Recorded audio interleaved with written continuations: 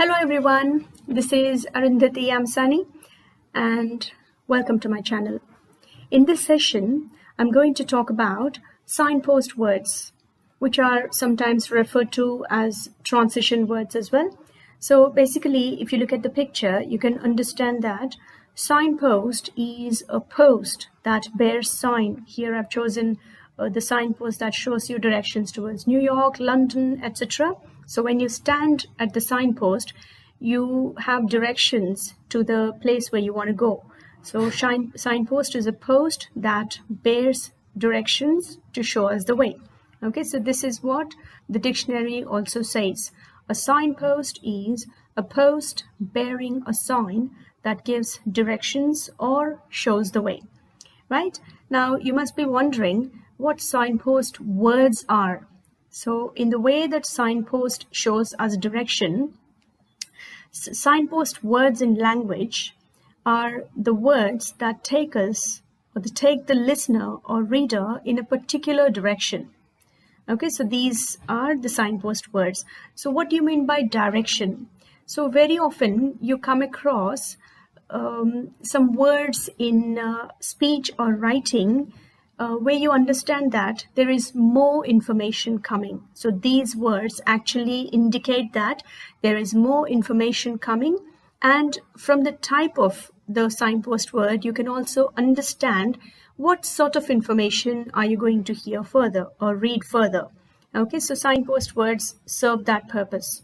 Right now, the benefit of using signpost words is that it helps the audiences pay more attention and it makes them understand the topic easily or follow it to the end.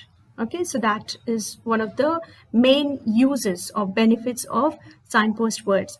Now, for the speaker or the writer, signpost words actually enhance fluency because they stop breaks in communication. Okay, so in that way, they make a very smooth transition between ideas, and as a result, they enhance the fluency of the speaker.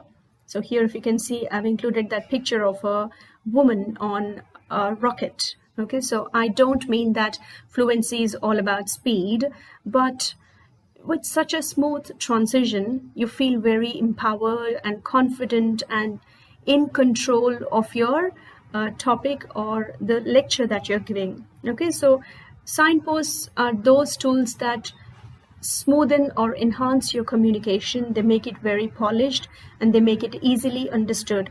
Now, the whole purpose of communication is to put your ideas across in exact way, in the way it is there in your brain. So if you could put that across in meaningful terms without any deviation in meaning, you have succeeded in your communication.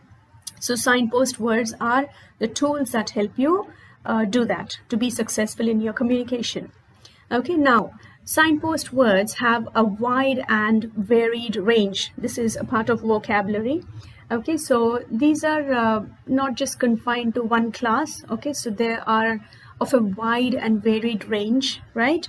And what signpost word you choose depends on what you're trying to say. Okay, so these are actually enhancers to the meaning. Okay, they actually refine the meaning. So you must be wondering, are these similar to stock phrases? Like stock phrases are the phrases like these days, right now, at present, in this day and age, at the end of the day, the truth is. These are some of the examples of stock phrases for you. Now, stock phrases are very different to signpost words, people. Beware of this particular thing because stock phrases are just fillers. They don't do any function of adding to the meaning of an idea. They are just there to avoid pausing. They are used as fillers to keep the continuous flow of speech without actually conveying any sort of significant meaning. So these could be used anywhere.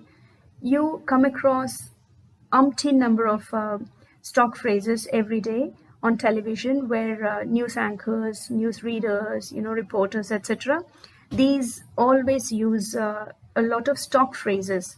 These are also called as fillers. So these are not as good in quality, or they don't enhance the quality of your communication like signpost words do.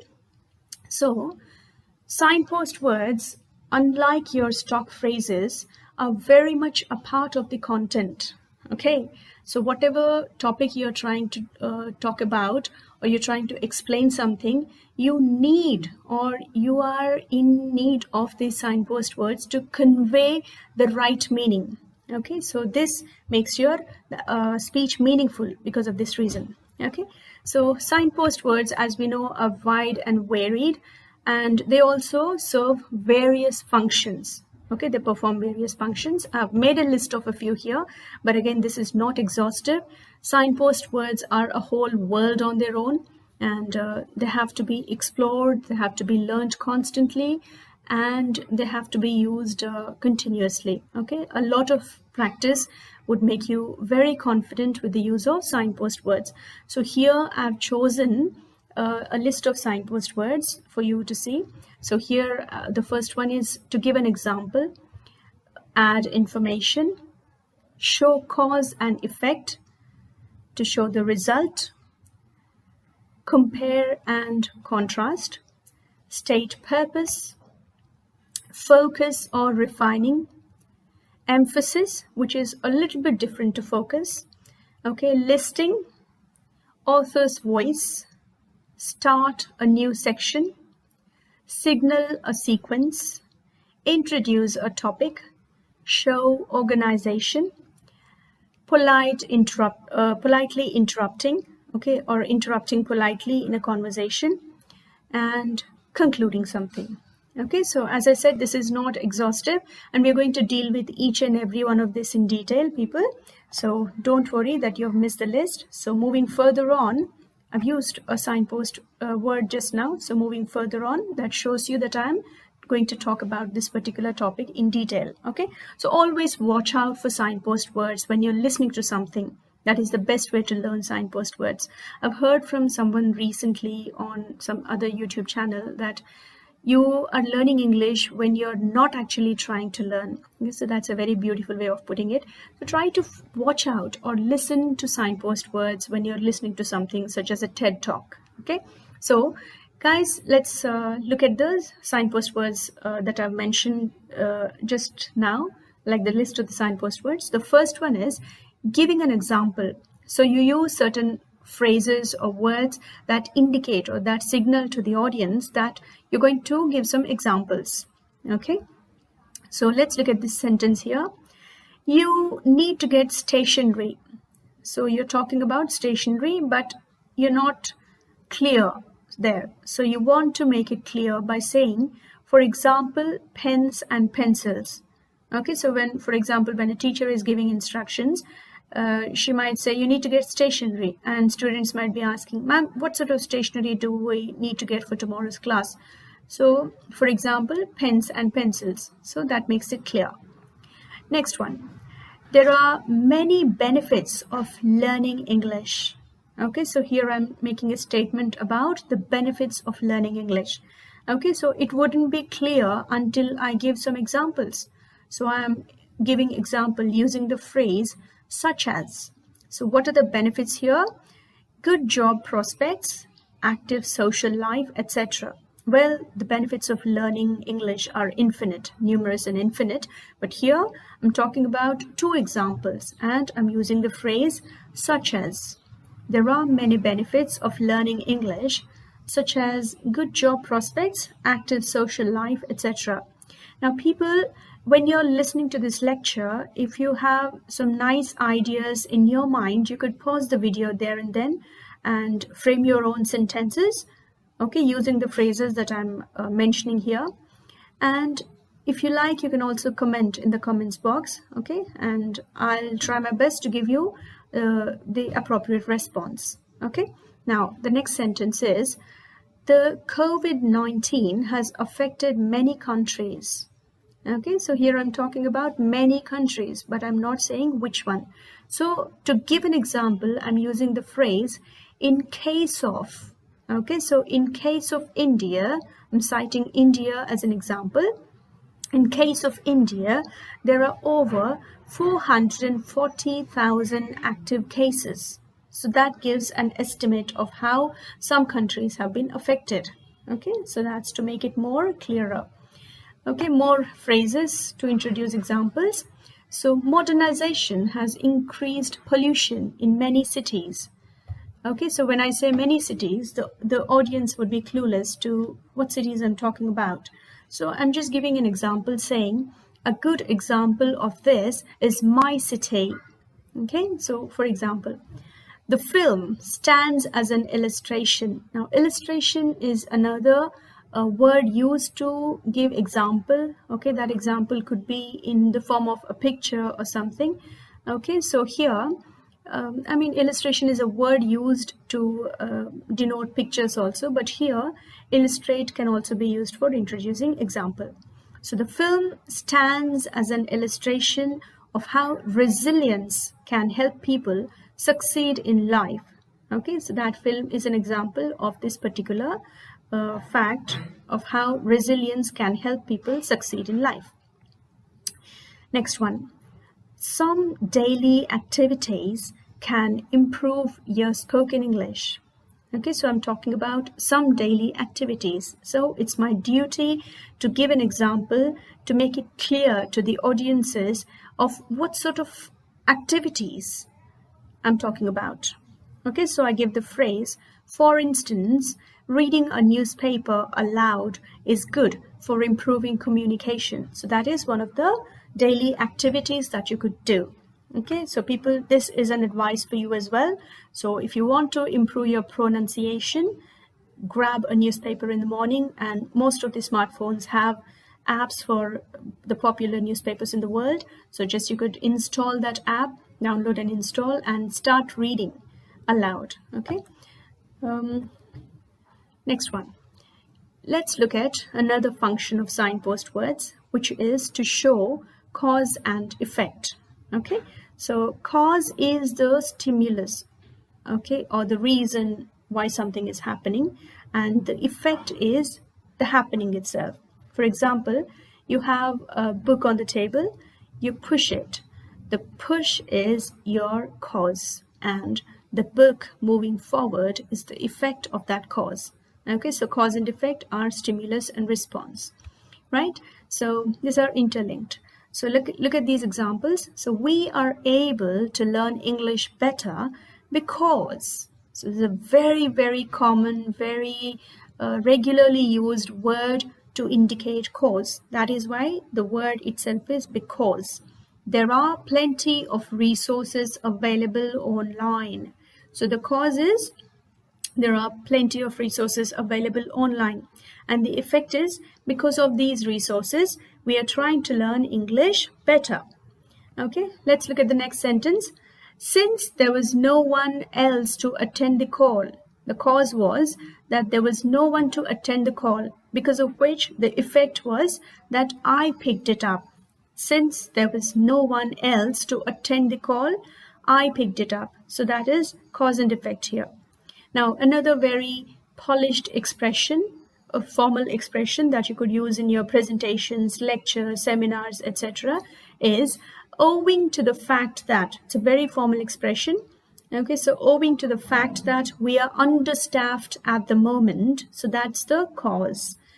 This project cannot be completed on time, so that's the effect. The effect is that the project is going to be delayed. What is the cause? That there isn't enough staff at the moment. Okay, next one. Due to, which is very commonly seen in your textbooks, and we also use it regularly after because. Due to the heavy rains last week, all the crops were destroyed. So the cause is heavy rains and the effect is destruction of crops. Okay, next one. The child stared at the computer screen out of curiosity. So what is the cause here? The child's curiosity is the cause, because of which the child stared at the computer screen. That is the effect. Okay. Now what happens after staring at the computer screen is another effect that I'm not going to talk about here. Okay, so that's very obvious. So the child stared at the computer screen out of curiosity. Look at the next one. There is a marked reduction in this year's intake. What intake are we talking about? You'll know in a second. So this stems from the fact that, okay, that means this particular effect has occurred due to, okay, so this stems from the fact that, now if you can see, this is also a very formal expression which cannot be used in regular conversational English, or in very social context. You can't use this. So in academic perspective or for professional reasons, you could very well use it in your presentations. Okay, so you could imagine yourself on a stage when you're saying this. Okay, so this stems from the fact that there are not many students interested in studying abroad. Okay, so the cause is that many students are not interested in studying abroad, because of which the effect is that there is a marked reduction in this year's intake. Okay, it could be because of the COVID-19, etc. Okay, now you can't use this stems from the fact that for simple things. Okay, so if you say I'm hungry, and this stems from the fact that I missed my breakfast, okay, that would be hilarious. So you couldn't use, or you can't use it for simple reasons. It has to be formal. Now, another very famous and very popular word is as. As our teacher is absent today, we can complete the assignments. The cause is the teacher is absent, and the effect is the students are blessed with some extra time to finish the assignment. Okay, now signpost words are there to indicate result as well. Okay, so if you want to talk about the result of one particular thing, you could also use some signpost words and phrases. Okay, so the farmers believed the government's promises. As a result of this, they incurred huge losses. The result of believing in the government's promises is that the farmers incurred huge losses. Okay, as a result of this is a formal expression. Next one. The boy used mobile and computer all day. Consequently is a word used to indicate the result. I mean, what happened after that in sequence. Okay, so consequently, he developed astigmatism. That's a condition of the eye. It's an eye disease. So if you use mobile and computer all day, you develop eye problems. So that is a result of using mobile and computer. Next one.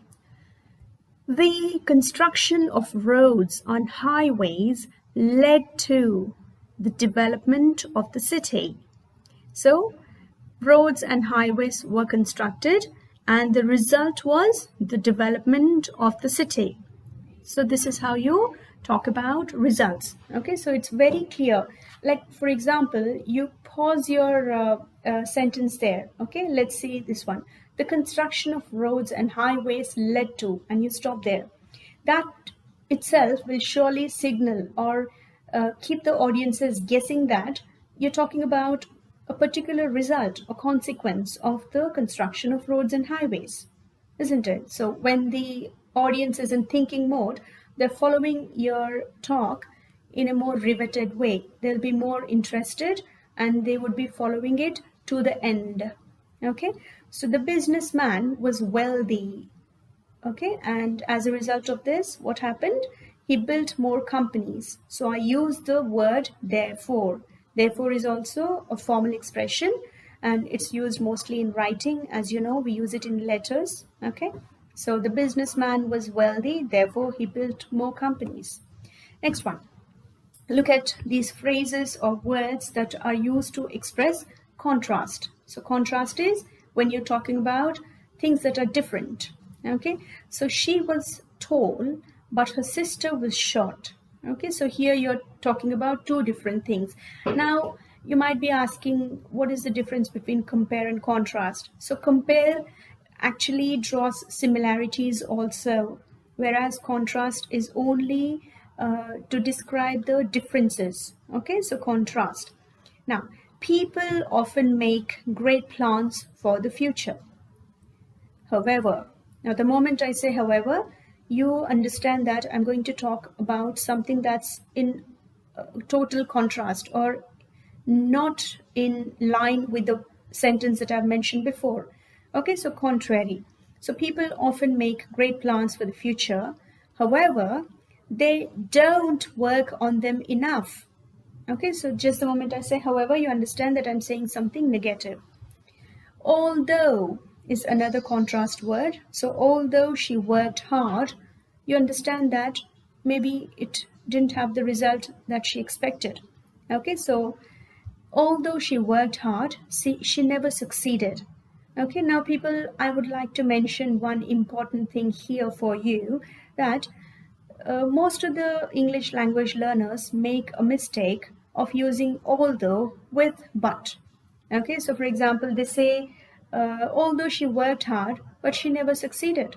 Okay, so you can't say that. It's wrong to put although and but in the same sentence because they are both contrast words and they cancel the effect of each other. Okay, so when you have although, though, even though, etc., you can never use but in the same sentence. Okay, so please bear that in mind. Now, next one. Even if you send this letter today, I'm going to stop at that. Okay, and if a person is just listening to this, they would really look forward to me finishing the entire sentence. So even if you send this letter today, maybe it wouldn't reach. That is what you would infer even before I complete the sentence. So see the beauty of signpost words.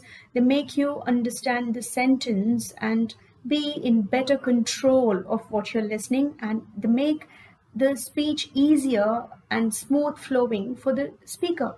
So dual benefits, right? So even if you send this letter today, they won't be able to receive it until Thursday. So that is very obvious, isn't it? Because of the word even if. Next one, despite being rich. Okay, now being rich means the ability to do a lot of things, right? Being rich enables us to do what we want to do. But here we are using the word despite. Okay, now people, I haven't included it here in the slide, but despite exactly means in spite of. For that reason, you can't use the phrase despite of. It has to be either in spite of or despite, because we often hear people saying despite of, which is wrong. Okay, so you should say despite being rich, they never went on a vacation. Next one. It was cold yesterday, but in contrast, it's very hot today. Here you don't even need to use but. You could just simply say in contrast. Okay, so this is a very common way of saying but. Okay, it was cold yesterday, but in contrast, it's very hot today. So that is two different things. Next, you also use signpost words to state purpose of something. The very first sentence in a presentation could be, the aim of this video is to teach signpost words. Yes, guys, I'm talking about my video. So the aim of this video is to teach signpost words. I should have said that in the very beginning, but it doesn't make any difference. Okay, so whenever you're trying to tell the audience what you're going to talk about, you say the aim of this lecture, the aim of this seminar, the aim of this talk, the aim of this discussion, etc. So you're stating the purpose there. Next one. We are taking the shortest route in order to reach on time. So in order mentions the purpose of why you are taking the shortest route. The purpose is to reach on time. You don't want to have any delays. You want to avoid delays. So you are taking the shortest route. So for that, you're telling the people that in order to reach on time, we are taking the shortest route. So that's made very clear. And no questions will be asked further. Okay, she asked for donations with the intention of helping the poor. Okay, now people, these sentences, all of them are made up. Okay, so if you have any clarification or if you have any suggestions for me, please leave them in the comments box. Okay, so she asked for donations with the help of or with the intention of helping the poor. So with the intention is setting the purpose. What is the purpose here? To help the poor. So she asked for donations with the intention of helping the poor. Go to the next one. Now, often we make general statements that leave the audiences rather clueless, okay, or they're not very clear about what you're trying to say. So in that case, you grab the attention or you focus the audiences to the particular aspect that you're trying to say. Okay, so look at the sentence, you'll understand more. So the scheme was essentially meant for public welfare. Okay, so you're focusing on the fact that the scheme was meant for public welfare. The essentially word means that it was fundamentally, it was only meant for public welfare. Maybe it got diverged later. Okay, so you're trying to focus on this particular aspect of public welfare for which the scheme was introduced. So essentially means fundamentally here. Okay, so look at the refinement that the sentence has with the word essentially introduced in it. See it without essentially. The scheme was meant for public welfare. So it's a very plain, very lucid statement without any effect. Okay, so but when you say essentially, it was fundamentally meant for public welfare, and maybe something else happened later. So you're focusing on that particular aspect of public welfare for which the scheme was introduced. Next one. The results are disappointing. What results? So you're focusing on this particular aspect, that saying here we are looking at only two categories. So you're talking about the results of only two categories or maybe two classes. Okay, so you're focusing on that particular thing. The real estate market has slumped. That means it has gone down. So such slowdown is unprecedented. Okay, so such brings you to the attention of the real estate market.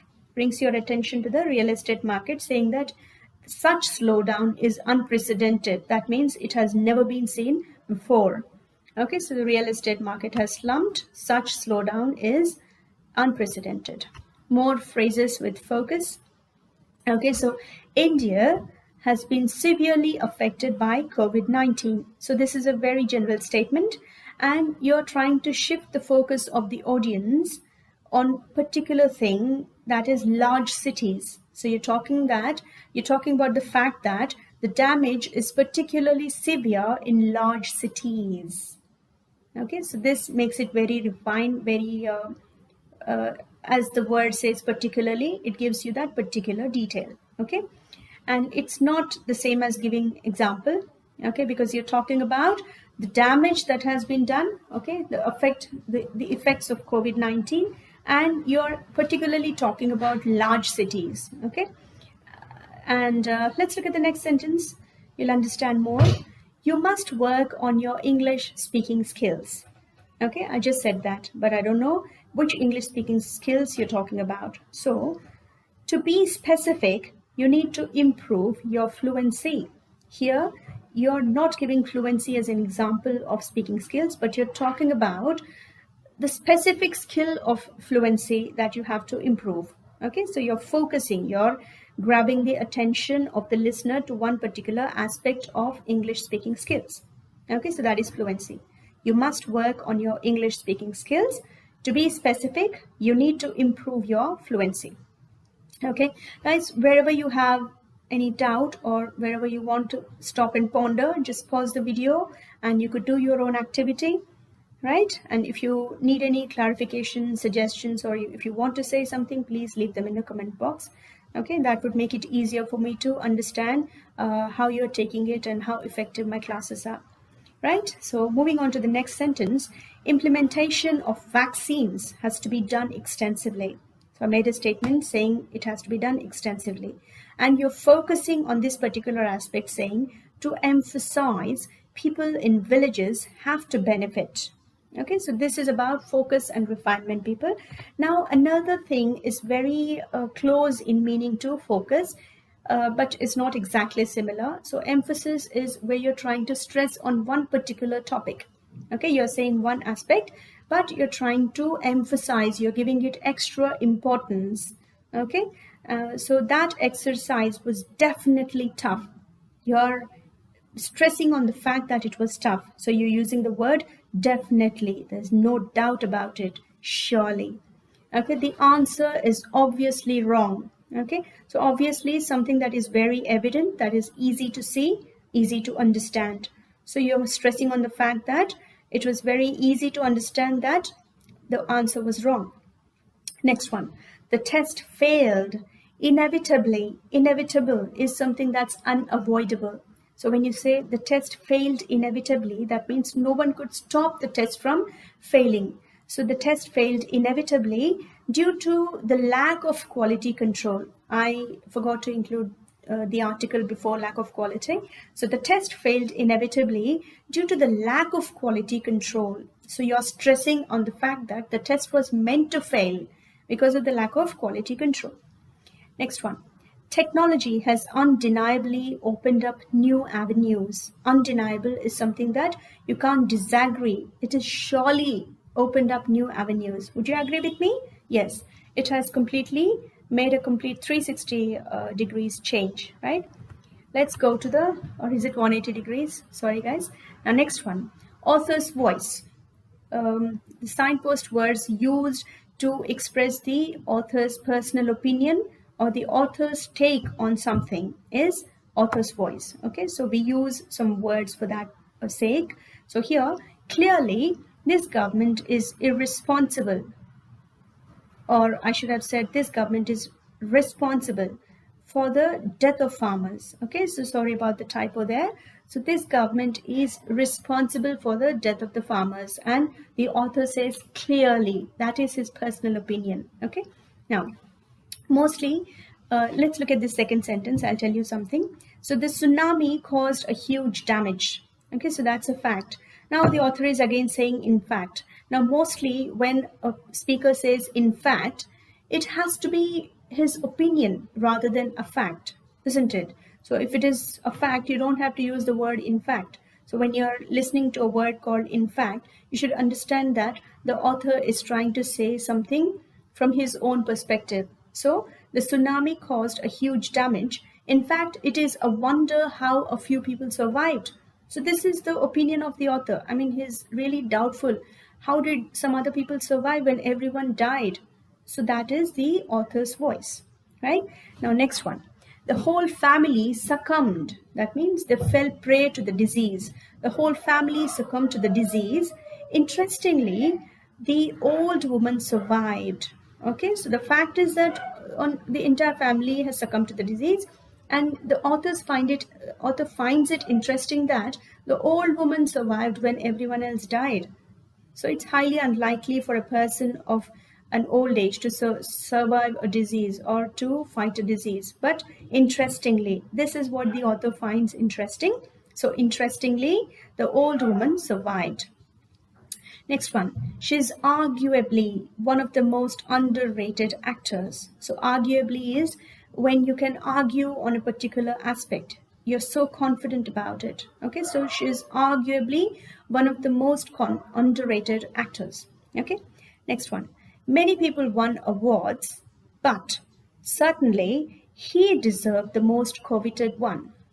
Okay, so this is your opinion, certainly, for sure, right? So when you're trying to bring your own perspective into light, you use certain phrases like this. And this is mostly in speaking, guys. You don't use it in formal writing, but you use in informal writing.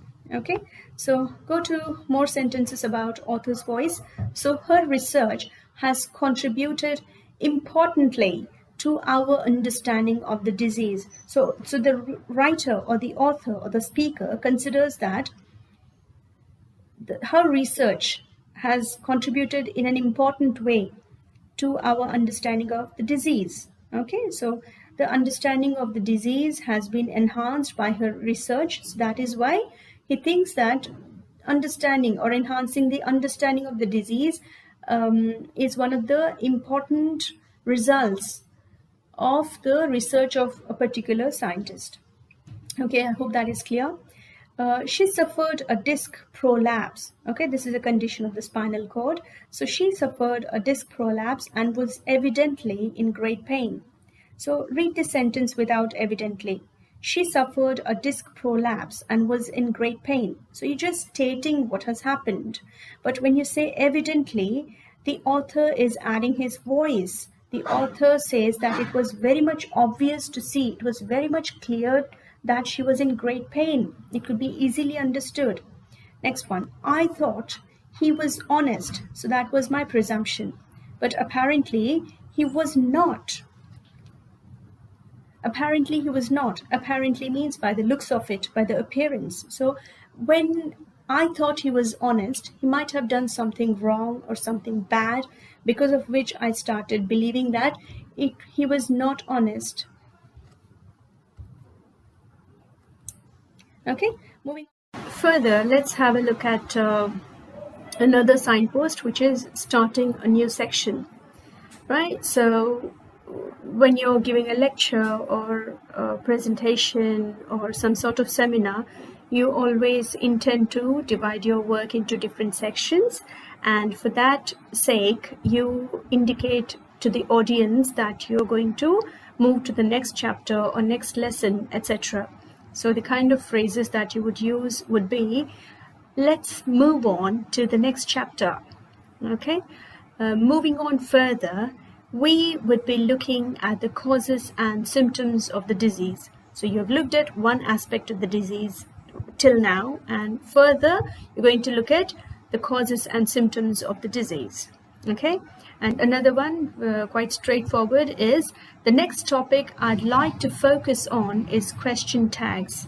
Okay, so guys, if you're interested in learning about question tags, you can leave in the comment section below, and my next video would be a lecture on question tags. Okay, now question tags are the interesting aspect of English, just as many other aspects.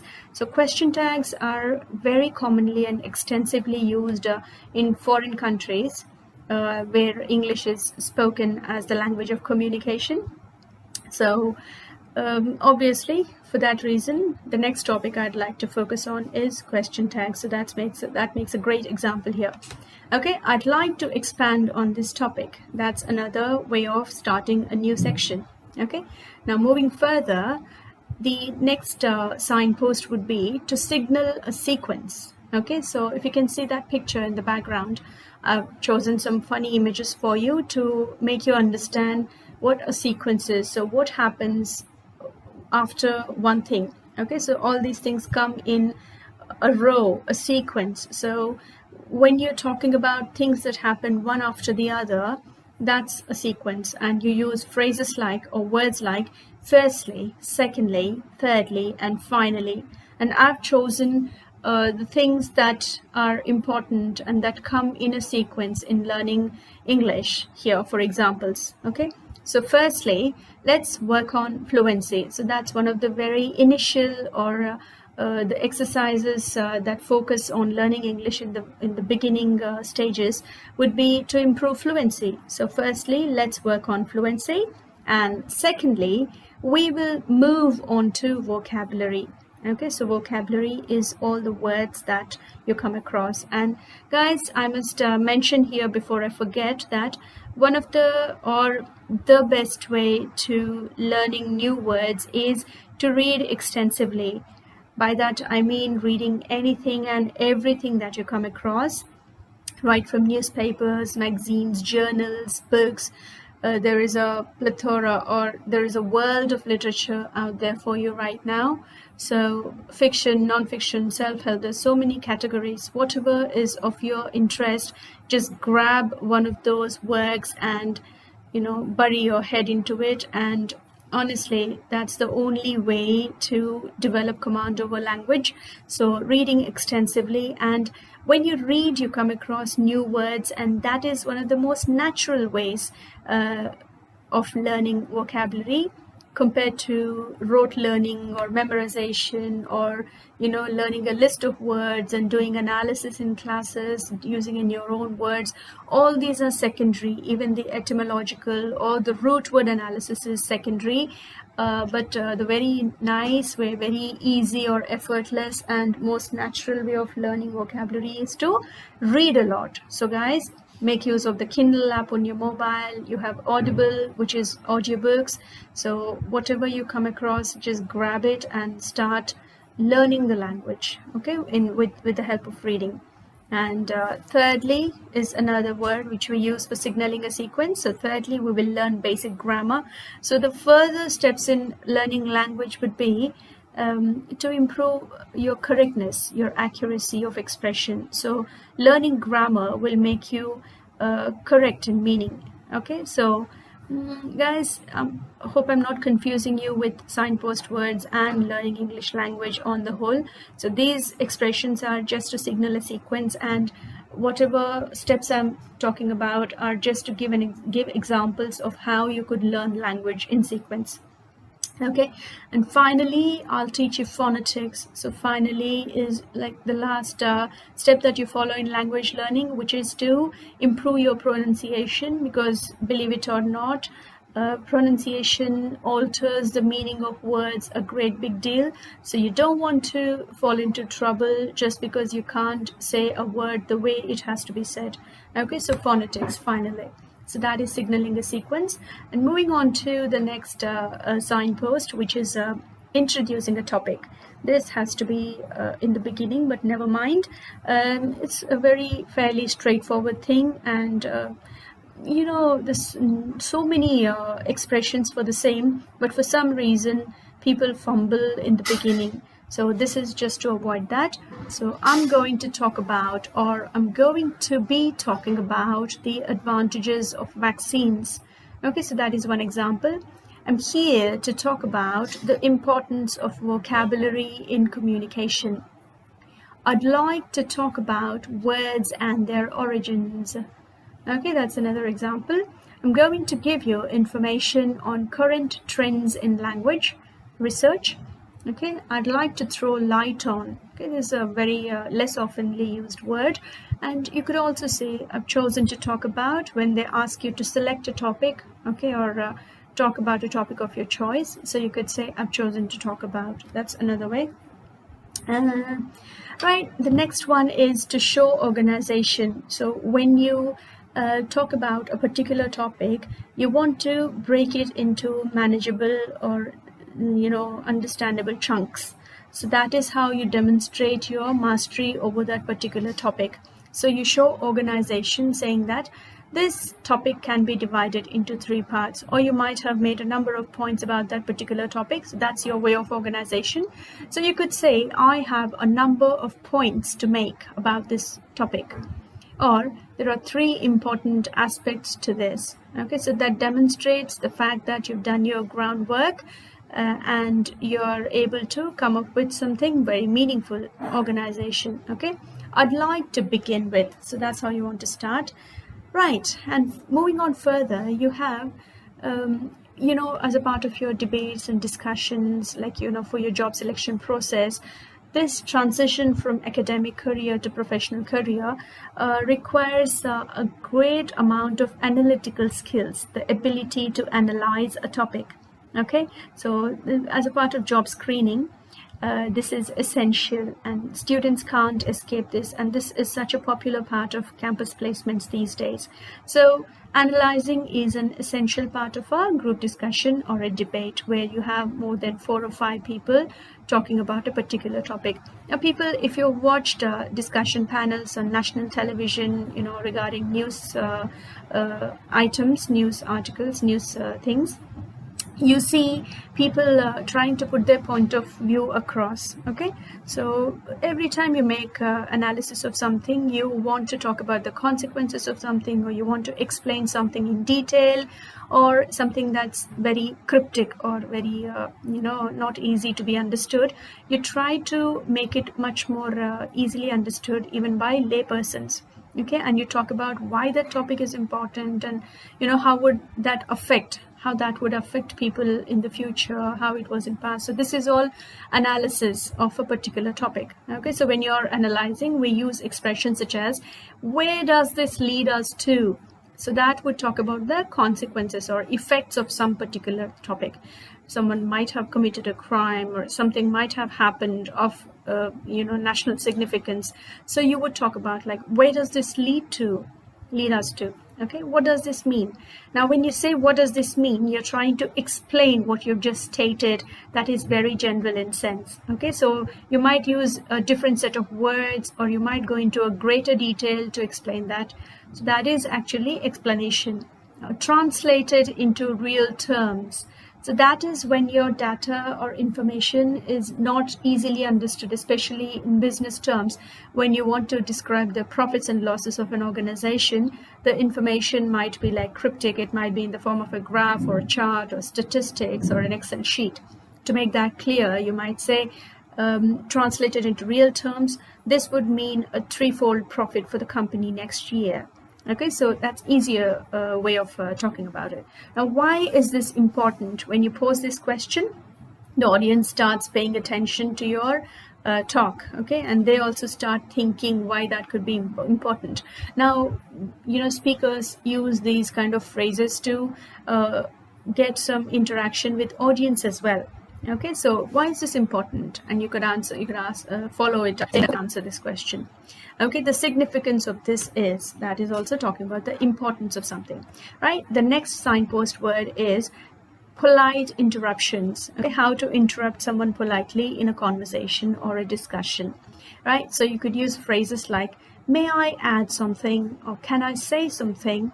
Okay, and if it is a little bit informal, you could say, guys, I have something to say. If it's like a peer group, all people are of your same age, then you could say, guys, I have something to say.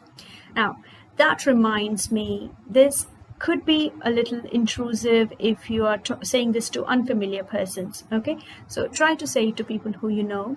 And sorry to interrupt is a very formal expression there. And can I stop you there for a second? Okay, that is also, it's not rude or it's not informal. It's a semi-formal. Okay, so you could say that to colleagues, okay, of your own stature, social stature. Okay, I don't mean to be rude, but, okay, this is also a polite way of saying that. And pardon me is something very popular, we know that. Right, few more here. So can you speak more about? So if you see, interrupting someone doesn't always have to be to put your point across. It could also be to ask them to extrapolate or expand on their ideas a little bit more. So you could say, could you speak more about what you've just explained? Okay, or you could say, can we pause for a second? And you could ask someone to take a turn, like, Janet, would you like to talk more about it? Can we pause for a second? Janet, would you like to talk more about this? That's just for example, okay? Now, but what about? Okay, when you're saying but what about, it might be a bit intrusive and rude if your insight was not called for, if you were not asked to speak yet, or it could be like, when you're talking in a semi-formal situation, it's fine, but not at a professional level. Okay, why don't we? Again, it depends on the level of rapport you have with the people in the group. And how about, that's also for suggestions, right? Now, finally, conclusion. To sum up, the project was a great experience. Okay, so in the end, on the whole, to sum up. Now, the next set of phrases I've used to give you some sort of instructions about this lecture and about English learning. So don't get confused, people. So that sums up the lecture on vocabulary. So I'm talking about this particular lecture on signpost words that I've just done. And to summarize, students need to read more. As I mentioned, reading is one of the best ways to improve vocabulary.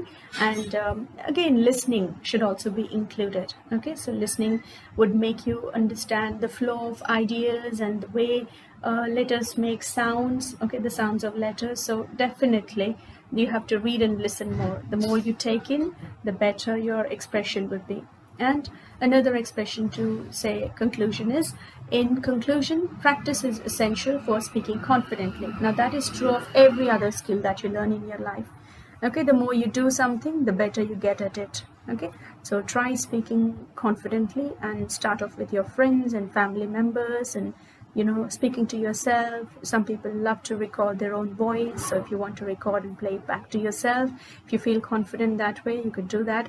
Anything it would take to improve the flow of your speech, and once you are confident of the sounds that you're making and the points that you're putting across, you will fall in love with your own speech, and the benefits will be very evident after that. Okay, so in essence, signpost words improve the quality of speech and writing. That's what I'm trying to say overall.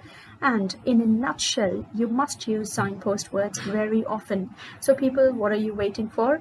You can pause this video, rewind, forward, whatever you want to do, and try to get hold of these signpost words and see in what situations, what context, and what sort of meanings can you express using the signpost words that I've mentioned in this video. And if you have any new ideas, insights, suggestions for improvement, or any sort of queries, you can always leave in the comments box below, and I would respond to you at the earliest I can.